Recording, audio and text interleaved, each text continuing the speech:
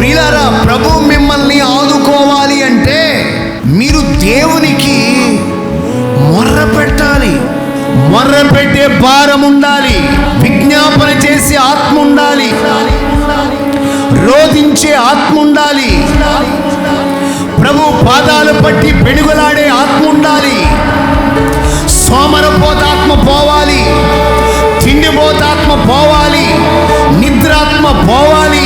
దేవుని సన్నిధిలో మొర్ర పెట్టి గోజాడి, ప్రభువా నీవు నన్ను ఆశీర్వదించితేనే కానీ నేను నిన్ను వదలను అన్న యాకోబు వలె పెనుగులాడాలి. నేను చెప్పేది, ఎప్పుడు దేవుని సన్నిధిలో మొర్ర పెట్టండి, బలిపీఠాన్ని మండించండి, ప్రార్థన చెయ్యండి, విజ్ఞాపన చెయ్యండి, రోధించండి.